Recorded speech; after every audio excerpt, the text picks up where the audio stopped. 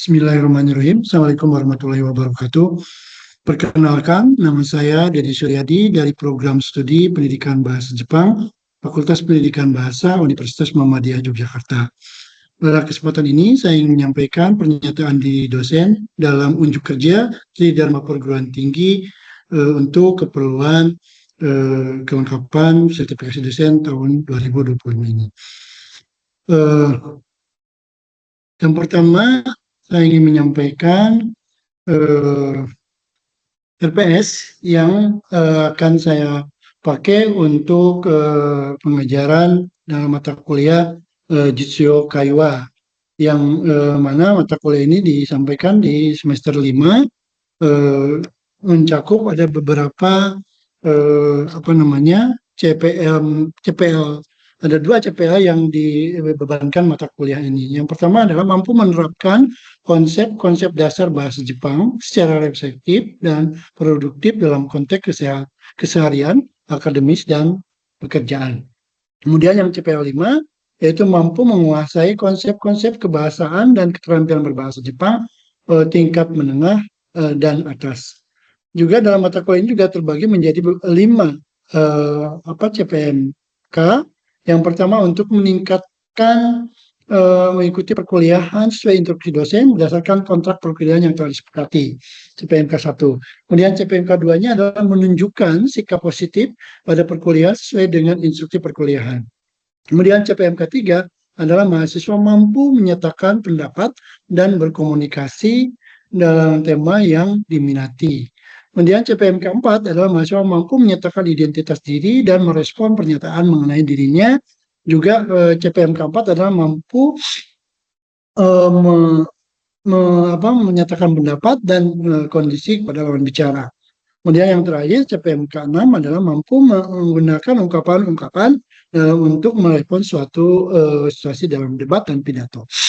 Kemudian ada sub CPMK-nya, ada sub CPMK 1 yaitu mengikuti perkuliahan secara tertib, kemudian aktif menunjukkan sifat positif dalam perkuliahan, mampu memahami strategi berbicara bahasa Jepang level dasar sampai menengah ke atas, ya. Kemudian CPMK 4 adalah mampu memahami jenis-jenis ungkapan dalam debat bahasa Jepang.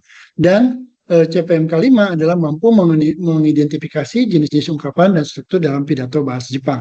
Kemudian untuk deskripsi mata kuliah ini adalah mata kuliah Jitsuyo Kaiwa yang ditawarkan pada semester 5 di program studi pendidikan bahasa Jepang. Untuk meningkatkan kemampuan public speaking dalam bahasa Jepang, dalam mata kuliah Jitsuyo Kaiwa ini dibahas tentang bagaimana 4 blok perkuliahan. Yang pertama tentang penelitian sebenarnya atau survei yang sebenarnya, dalam bahasa Jepang disebut Jita Chosa. Kemudian dimulai dari pemilihan tema, pengumpulan data, kemudian penyusunan angket sampai tahap analisis dan pelaporan serta presentasinya. Kemudian dalam berikutnya ada debat dan mampu menyampaikan pendapatnya secara teoris dan jelas. Berikutnya adalah pidato, ya. Pidato juga individu mahasiswa diajarkan bagaimana membuat tema pidato yang menarik dan bagaimana struktur pidato yang baik serta latihan pidato yang membekali mahasiswa untuk mengikuti kegiatan lomba pidato bahasa Jepang. Dan terakhir adalah presentasi tanya jawab presenter yang dilakukan dalam bahasa Jepang. Jadi ini nanti di akhir perkuliahannya adalah pembuatan naskah pidato dalam bahasa Jepang. Materinya untuk pembelajarannya adalah project work dalam bahasa Jepang, survei yang sebenarnya, debat dalam bahasa Jepang, dan struktur serta ungkapan naskah dalam pidato bahasa Jepang. Ini nanti akan saya buat di dalam video pembelajaran bahasa Jepangnya. Kemudian integrasi mata kuliah dalam penelitian dan pengabdian. Mata kuliah Jitsuyo Kaiwa ini diintegrasikan dalam kegiatan penelitian dan pengabdian dalam bidang pengajaran keterampilan berbahasa Jepang. Materi ini dikembangkan dari hasil penelitian, terutama yang berdasarkan penelitian motivasi bahasa Jepang yang saya lakukan beberapa tahun yang lalu, di mana salah satunya menyatakan bahwa mahasiswa termotivasi untuk belajar bahasa Jepang itu karena ingin meningkatkan kemampuan berkomunikasi dalam bahasa Jepang. Dalam bidang pengabdian, mahasiswa juga dilibatkan dalam fasilitator pelatihan workshop public speaking bahasa Jepang di SMK 5 Yogyakarta. Diperuntukkan bagi siswa yang akan mengikuti program internship dan kerja di Jepang. Jadi untuk ini maka mata kuliah ini bertujuan untuk membangun keterampilan bahasa yang efektif dan meningkatkan sensitivitas bawah daya, juga membentuk profil lulusan yang siap terjun di dunia kerja internasional. Kemudian daftar perpustakaan seperti yang tertampil seperti ini. Kemudian metodenya untuk pembelajaran mata kuliah ini ada metode communicative learning teaching, di mana meningkatkan mahasiswa untuk kemampuan berkomunikasi termasuk dalam bentuk pidato. Kemudian metode discovery learning mendorong siswa untuk menemukan sendiri struktur dan ungkapan dalam contoh nyata dari video-video yang ada pidato di YouTube. Kemudian juga modeling dan imitation, meniru gaya dan mengekspresikan seperti native speaker orang Jepang. Dan kemudian metode audio visual dan digital untuk meningkatkan pemahaman media visual dan audio, misalnya dengan melihat pidato-pidato yang sudah juara di YouTube. Perkuliahan dilakukan dengan luring dan daring dengan berbagai aplikasi platform yang ada, termasuk di platform MyClass yang dikembangkan di UMY. Ini tampilan MyClass untuk mata kuliah ini. Kemudian komponen penilaian di mata kuliah Jitsu Kaiwa ini ada 9 komponen penilaian yang masing-masing bobotnya seperti yang ada di ini. Ada bobot UCP project work, ada UCP debat, dan UCP pidato, serta naskah video pidato. Kemudian untuk inilah yang ingin saya sampaikan. Nanti saya akan buat video pembelajaran khusus tentang ungkapan dan struktur pidato dalam bahasa Jepang yang akan dilanjutkan dalam video berikutnya. Terima kasih. Assalamualaikum warahmatullahi wabarakatuh.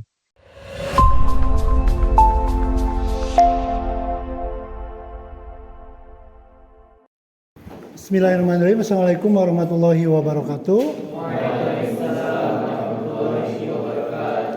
Oke, teman-teman, hari ini sehat? Minasan ohayo gozaimasu. Oke, hari ini kita akan membahas di pertemuan ke-10 ini tentang struktur pidato dalam bahasa Jepang. Teman-teman mungkin sudah beberapa waktu yang lalu sudah melihat bagaimana contoh video yang menarik ya, yang sering juara dalam lomba pidato bahasa Jepang. Dan hari ini kita akan belajar tentang ungkapan dan struktur pidato dalam bahasa Jepang. Sebelumnya mari kita mulai dengan ucapan basmalah bersama-sama dan membaca doa menuntut ilmu seperti biasa. Bismillahirrahmanirrahim. Raditu billahi robba wa bil islami dina wa bi muhammadin nabiyya wa rasula rabbi jidni ilma warjukni fahma amin. Dalam pertemuan hari ini kita melanjutkan bagian sesi dari pembahasan pidato dalam bahasa Jepang, yang mana salah satu unsur pidato yang paling banyak disorot adalah tentang struktur pidato dalam bahasa Jepang dan ungkapan yang dipakainya. Sebelumnya kita lihat dulu sebuah video pidato yang menampilkan bagaimana pidato yang sering juara dalam lomba pidato yang lomba-lomba pidato bahasa Jepang. Mungkin teman-teman juga nanti kita akan apa itu pidato itu? Ada yang tahu nggak kira-kira? Silakan. Pidato itu seperti apa? Nah, jadi saya sampaikan dulu tujuan pembelajarannya. Yang pertama untuk hari ini adalah satu, memahami struktur pidato dalam bahasa Jepang. Kemudian yang kedua, menguasai ungkapan pembukaan, isi dan penutup dalam pidato bahasa Jepang. Kemudian yang ketiga, mampu membuat naskah pidato dan menyampaikan pidato secara sederhana, begitu ya. Kemudian dalam bahasa Jepang itu sama ya, dalam bahasa Indonesia juga ada banyak pidato ya, tapi dalam bahasa Jepang disebut dengan speech ya. Biasanya banyak speech itu bentuknya ya, ada lomba, ada pidato untuk pelajar, pidato untuk perpisahan, pidato untuk kalau kita misalnya ada teman yang mau ke Jepang, kita buat pidato penyambutan dan sayonara party dan sebagainya. Ketika itu pasti ada pidatonya atau ada speechnya, dan itu pasti berhubungan dengan public speaking, kemampuan public speaking ya. Jadi dalam pertemuan ini kita akan berusaha untuk meningkatkan kemampuan public speaking, terutama dalam bidang pidato dengan memahami struktur pidato yang ada. Ya, speech, berbicara di depan orang. Ya, dalam bahasa Inggris juga speech banyak dibutuhkan dalam dunia pekerjaan, ya, karena orang yang bisa berbahasa Jepang bisa berbicara di depan orang dengan tanpa teks, misalnya seperti Bung Karno, itu orator-orator terkenal yang sangat bagus dalam pidato. Jadi kalau kita bisa berpidato dalam bahasa Indonesia, berarti nanti kita akan bisa berpidato juga dalam bahasa Jepang. Nah, salah satu yang menjadi poin dalam pengajaran struktur pidato hari ini adalah kita melihat bagaimana pidato-pidato yang sering juara itu yang seperti apa, begitu ya. Nah, ini coba saya tampilkan sebuah video. Nanti teman-teman tolong dicek, dianalisis ya, videonya seperti apa, kemudian pidatonya apa isinya dan sebagainya, kita lihat ini. Nah, perhatikan strukturnya, pembukaannya, dan di akhirnya seperti apa. Konnichiwa. 話したいな。でも話できない。声をかけようとしても。私は去年の9月から日本に留学しています。外国人向けの日本語の授業を受けていて、私たちは普通の大学生と違って留学別科生と呼ばれています。教室のビルも違っているので、日本人と会うチャンスは食堂やクラブ活動しかありません。食堂で声をかけたり、クラブ活動に参加したり、内容が全然わからない授業をとって接点を作ろうとしました。でも残念ながら声をかけても返事してくれなかったり、無視されたりしたことが多かったです。ある時は道に迷って誰かに教えてもらおうと思って聞こうとした途端、日本語で聞いているのに英語わかりませんと言われたこともありました。私の日本語は英語っぽいですか？外国人の友達はたくさんできましたが、日本人の友達は少ししかできません。友達が財布をなくした時も、切符をコインロッカーの家に忘れた時も、ちゃんと戻ってきました。特に発表のための相談に乗ってくれた私の友達にありがとうと言いたいです。一人はバイクの鍵をなくしていて、それを探さなければならないのに手伝ってくれました。彼女は鍵をなくしたことを話が終わるまで言いませんでした。また一人は次の時間に試験があったのに手伝ってくれました。トルコではそんな時には手伝ってもらえません。私の大切な素晴らしい友達、仲良くなるには時間がかかりますが、友達になったらとても大事にしてもらいます。素敵な礼儀正しい振る舞いはどこでも見つけられます。例えば、車を変わるたびにお辞儀をする電車の車掌さんたちや、行列のマナーを守る方など、それは日常生活だけでなく、大変なことがあっても変わりません。2年前の3月11日に起こった大災害の後でも見られました。被災の後、配られたご飯をみんな自分が最初にと思わず、人から人にあげたことに感動しました。自分だけでなく、みんなと一緒に困難を乗り越えようとする日本人の姿は、世界中に素晴らしい例を示しました。日本人は相手のことをよく考えて、お互いに困らないようにしているようです。優しい気持ちですね。例えば、好きではないものがあったら、いや、これ嫌いの代わりに、あ、これはちょっと言います。礼儀正しい言い方です。なぜなら急に、いやと言われたらびっくりします。私の間違いはこれだと思います。まっすぐに言ってしまいます。日本人のことを知れば知るほど好きになってもっと知りたくなります。日本人の友達を作りたくてこの弁論大会に出ようと思いました。8月に帰国しますが、帰るとき家族と別れるみたいですと言いたいです。私がこんにちはと言ったら、こんにちはと答えてください。英語じゃありませんから。ご清聴ありがとうございました。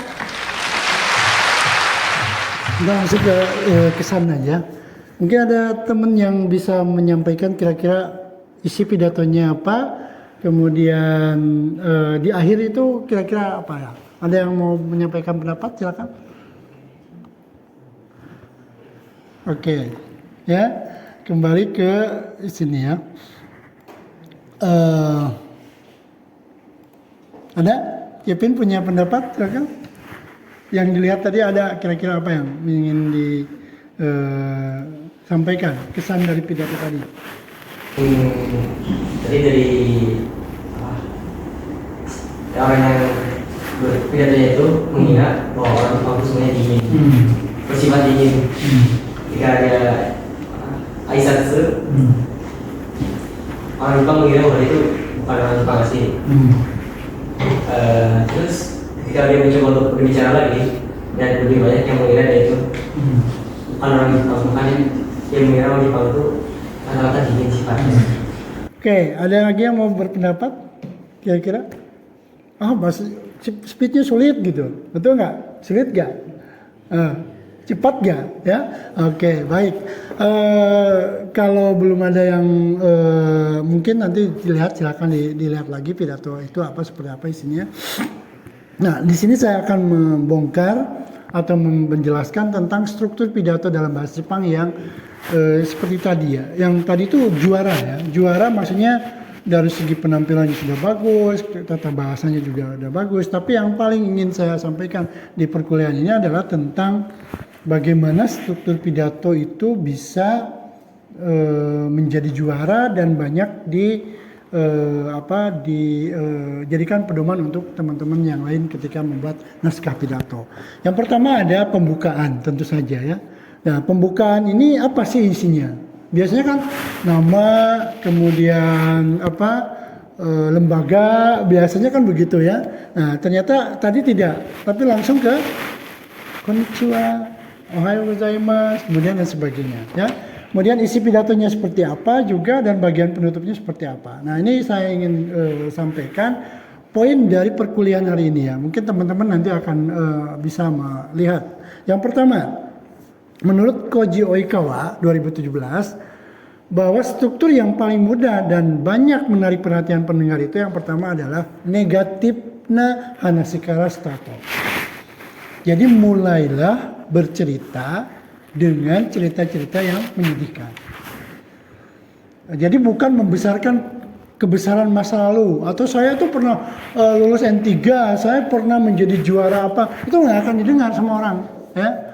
Saya itu juara lomba balap motor misalnya atau apa, itu orang pasti tidak akan tertarik ya. Atau saya itu adalah orang yang paling tampan ya, di Jawa Barat misalnya, atau orang yang paling terkenal loh di SMA pada waktu itu cerita-cerita itu nggak menarik bagi para pendengar. Itu menunjukkan kesombongan dan ria ya. Tapi yang paling menarik menurut Koji Oikawa Sensei itu adalah mulailah dari cerita pengalaman menyakitkan, kebencian atau tidak menyenangkan. Seperti tadi yang di video pertama itu ya, tidak disapa, kemudian banyak yang mencibir, apalagi berjilbab, itu terjadi diskriminasi begitu. Jadi kalau saya pernah menjadi juri lomba pidato bahasa Jepang di Semarang itu, ada yang juara itu mulai dari judulnya Saya yang Dibesarkan Oleh Sampah, atau orang tuanya itu tukang mulung sampah. Jadi dia tidak mau dijemput bapaknya pakai gerobak dan dia sangat benci sama bapaknya. Dia ceritain itu, ya. Nah, dari mulai itu udah tertarik si para juri itu ya. Atau ada juga orang yang pernah tenggelam pada waktu SMA. Nah, SMP itu sering tenggelam, bahkan mungkin dianggapnya sebagai batu kalau jurus itu kan, kalau jurus berenang itu batu. Jadi dia tidak bisa berenang. Nah, setelah menceritakan itu dengan berbagai pengalaman menarik dan menyakitkan, maka masuk ke isi pidato. Nah, isi pidatonya apa? Di situ ada DI. DI itu pertemuan ya, atau ada beberapa episode-episode yang menyebabkan dia menjadi sadar begitu. Misalnya kalau pacaran itu kan biasanya bertengkar terus gitu ya. Nggak ada yang pacaran itu langsung lemah lembut dan sebagainya. Tapi terjadi pertengkaran dulu. Nah, setelah bertemu dalam satu momen, kemudian ada beberapa kejadian-kejadian yang ya tidak berjalan mulus lah ya, saling cemburu, saling menghina dan sebagainya. Tapi tiba-tiba gue jadi suka gitu ya. Jadi segini narimashita. Contoh dalam roman Picisan ya. Mungkin ada teman-teman yang sedang lihat video roman Picisan. Jadi ada pertemuan. Saya suka bahasa Jepang itu ketika saya belajar sejarah di SMK. Di SMA bahasa Jepang, sejarah saya tinggi pada waktu itu, sehingga saya suka belajar sejarah dunia. Dan dari situlah saya ingin belajar bahasa Jepang. ya, karena Jepang mengalahkan Rusia dalam perang di tahun 1909 sampai 1911 sebelum Perang Dunia Kedua itu. Jepang menjadi cahaya Asia, Jepang menjadi pemimpin Asia dan sebagainya itu. Nah, disitulah ya momennya ada suatu peristiwa penting yang merubah sudut pandang. Tadi seperti tadi ya, contohnya di Prabu Katsudo dia banyak di temannya, kemudian ketika banjir dan gempa ketika di Jepang 2011 dia banyak mendapatkan bantuan dari orang Jepang dan sebagainya. Ketika menyeberang juga dia banyak yang membimbing tadi seperti itu. Kemudian isi pidato berikutnya adalah turning point yato bikita koto ga kachikanga kawaru. Jadi ada titik balik. Jadi setelah mengalami kesulitan, banyak tantangan dan sebagainya, jadi sadar, kemudian nanti dari benci menjadi suka. Dan itu akan menjadi happy ending. Ya, kalau dalam bahasa Jepangnya itu akarui mirai. Akarui mirai itu adalah masa depan yang cerah, pertemuan yang menyenangkan, kemudian mungkin kalau pacaran sampai menikah, ya, sampai dilamar, sampai lamaran dan sebagainya. Kemudian ada di bagian akhir itu ada pesan yang ingin disampaikan. Nanti teman-teman kalau membuat naskah pidato seperti itu ya. Coba ini dipakai untuk pidato Anda misalnya Jitensan Norimasho. Nah, judulnya Jitensan Norimasho. Mari kita naik sepeda. Buat pengalaman jatuh dan tertabrak atau kunduran dalam bahasa Jawa itu tertabrak kalau itu bahaya ya, bisa penyek itu motor sepedanya. Tertabrak motor balik lagi gitu di tanjakan dan sebagainya. Nah, atau mungkin dari sepeda beberapa kali jatuh dan sebagainya. Kemudian dari di situ maka kemudian Anda berpikir untuk menggunakan sepeda. Banyak beberapa kali jatuh di sepeda, akhirnya sampai jadi juara bersepeda misalnya seperti itu. Kemudian pesan terakhirnya adalah Jitensani Norimasho untuk kesehatan dan sebagainya. Nah, ungkapan yang dipakai seperti apa? Yang pertama, minasan konnichiwa. Watashi no speech wa nani-nani desu ya. Kemudian kono speech no tsujite nani-nani kangaete itadaitara saiwai desu. Jadi biasanya tidak perlu menyebutkan nama atau mungkin nama juga boleh, tapi lembaga itu nggak boleh disebutkan. Ya. Biasanya kalau juri ada lembaganya nanti langsung unsur subjektifnya masuk.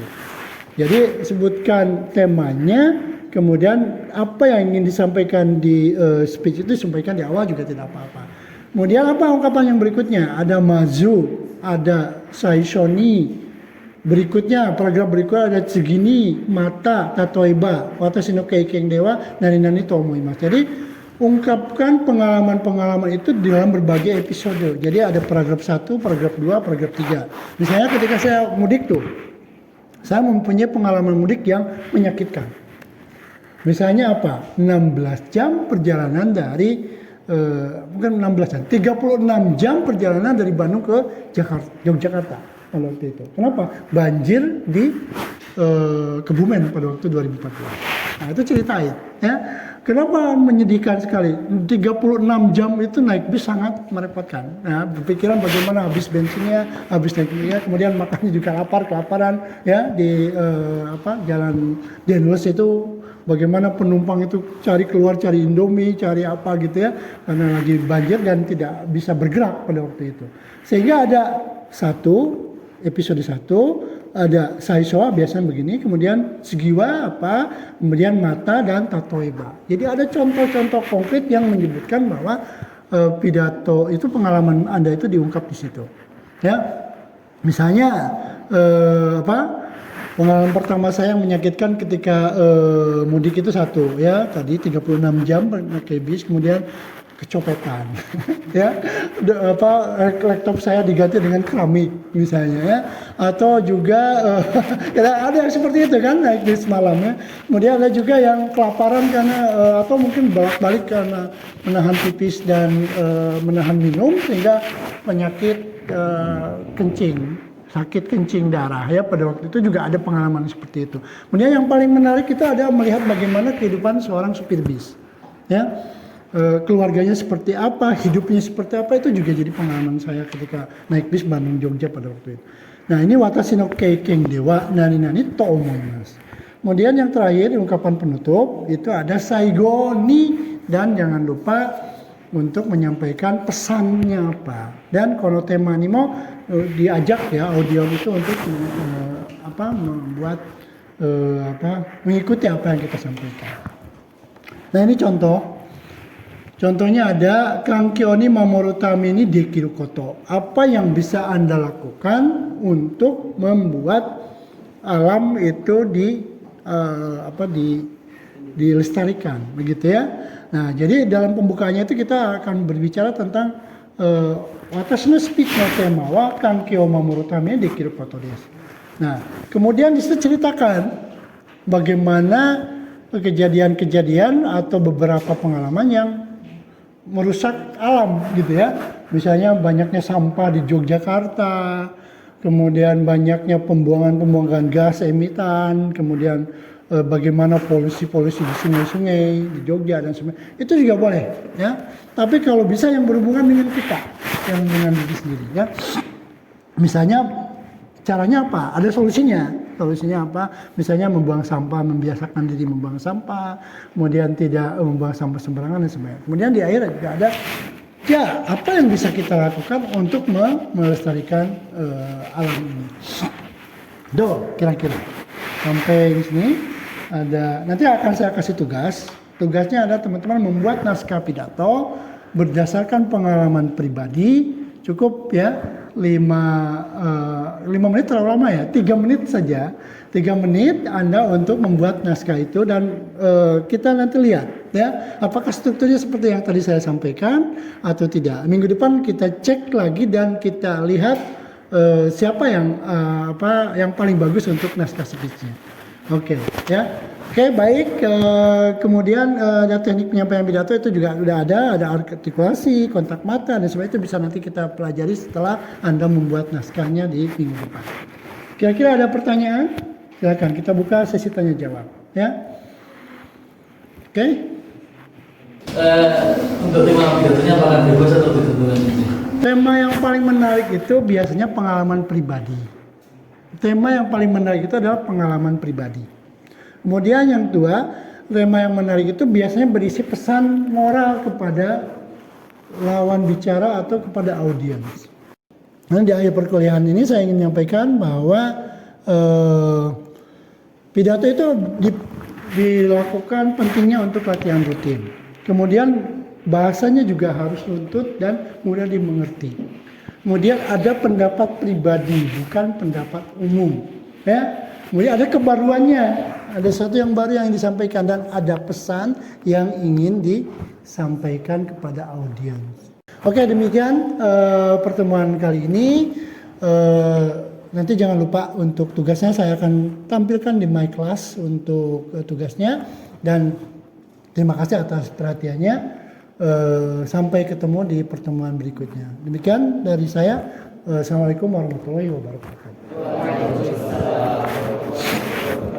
Okay.